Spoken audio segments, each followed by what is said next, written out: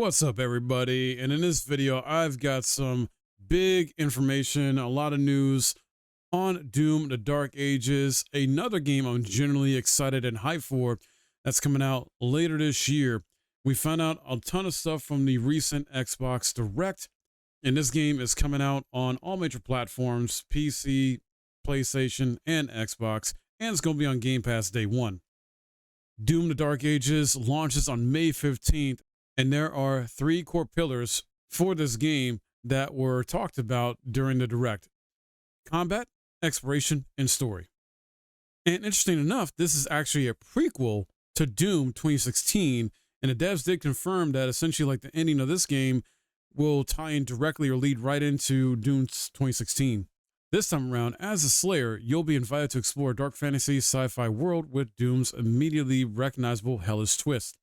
Find your way across sprawling fantasy battlefields with an expanded arsenal of weapons and equipment. With Doom: The Dark Ages, the team has taken the opportunity to reimagine every aspect of the Doom experience to create an explosive new action adventure for both longtime fans and newcomers. Let's get to the combat. The action in Doom: The Dark Ages is a grounded experience focused on the sheer power that the Slayer wields, devastating melee abilities, and the return of strafing, a classic Doom maneuver. The team puts it best. In Doom Eternal, you felt like a fighter jet, but in Doom: The Dark Ages, you'll be an iron tank, ready to stand and fight. A loadout of new melee weapons plus a brand new melee skill tree means you'll be able to get up close and personal to your demons and deliver some serious damage. During the Xbox Direct show, we were introduced to the Shield Saw, packed with features to both block incoming fire, decapitate foes from afar, or traverse the environment. The segment also showed us a huge spiked flail, an electric gauntlet built to pummel and paralyze incoming foes, and a fierce spiked mace. Three new weapons that all come with their own combos and upgrade options. It's all about engagement, creating a loop or dance that's intuitive, innovative, and loaded with depth. Fun on the outside, smart on the inside, game director Hugo Martin says.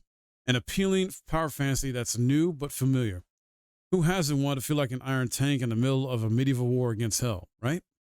Of course, Doom is also all about the guns, and that trademark top shelf shooting is here in abundance too. We saw a handful of the ranged weapons in action: a hulking double barrel shotgun packing a punch, a mean energy powered gun spewing paralyzing shots, and perhaps the most impressive, a preposterous looking machine gun that fashions high-speed rounds by breaking down actual skulls.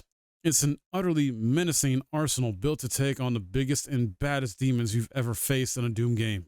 Bigger demons means bigger battles, and mech fans rejoice. You're in for an absolute treat. In Doom: The Dark Ages, you'll be able to pilot your own gigantic Atlan, a mech of gargantuan proportion built to take on baddies on a colossal scale. One clip in the segment shows like a kaiju movie, showing the Atlan throwing annihilating hits at a demon the size of a building. It's Doom's epic, brutal combat moments on a literally next level scale. And if that wasn't enough, the team has also leaned more into the fantasy flair with another new weapon: a gigantic cybernetic dragon complete with mounted Gatling guns, able to swoop in from above and absolutely drill through anything standing in its way, letting you hop on and take the fight to the skies.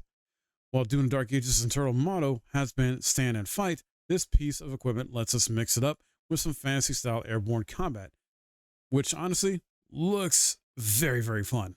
Both the Dragon and the Atlan come with their own suite of upgrades too, so as you use them, they'll actually get even more impressive and effective than they already are.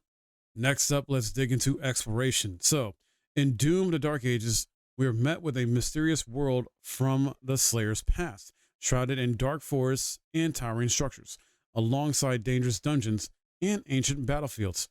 The setting blends Doom's signature recognizable hellscapes with a menacing medieval twist, and a juxtaposition of high-tech weapons and cybernetically enhanced demons against this imposing fantasy backdrop is truly remarkable. You'll also be able to fully explore these levels with a level of freedom that has rarely been possible in a Doom game. The levels in Doom: The Dark Ages are less linear than previous installments. You have the autonomy over which areas to explore and which objectives to pursue.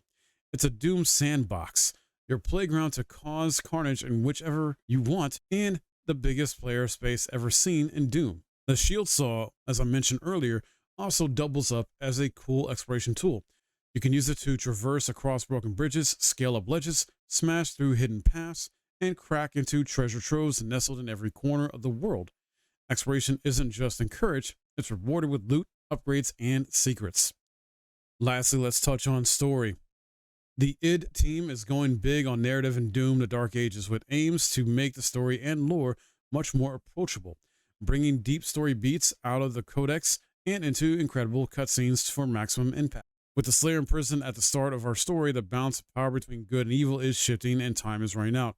Our hero is a feared outsider among an imperial people, his strength controlled by the gods they serve, in a world under siege by an ancient evil. The main plot is being kept under wraps for now, but the team shares that we're expected to meet exciting new characters alongside old allies and, of course, terrifying new villains. And as I mentioned before, this story also leads right into the Slayer's testaments in Doom 2016, serving as something of an origin story for the two previous games.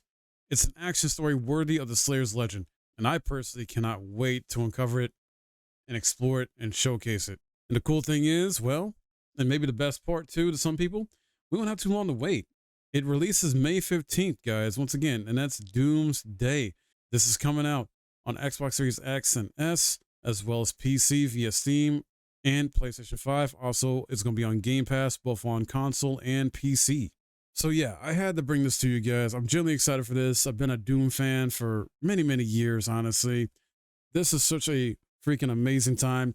One gripe, if not one disappointment I do have, though, which is very unfortunate, is Mick Gordon is not attached to this series anymore. Him and id, or him and Xbox, had a disagreement or some conflict. Basically, I'm not going to go into it here, but yeah, it just sucks because what they did to Mick Gordon, that was just unacceptable, in my opinion, in terms of how they treated him, because he did the music for the first game, Doom 2016, and then he did a lot, if not some of the music for Doom Eternal, and now he's not even going to have his music in this one. It's going to be someone else, obviously. Nonetheless, I still want to play it, judge it on its own merit, and see how I feel about it once I get my hands on the game. But what do you think about this news? What do you think about Doom: The Dark Ages with all these details with exploration, story, and the combat updates we got? Sound off in the comments below. Would love to hear from you. If you enjoyed this video and found it helpful, hit that like button, subscribe if you're new. My name is Mike, and I'll see you in the next video.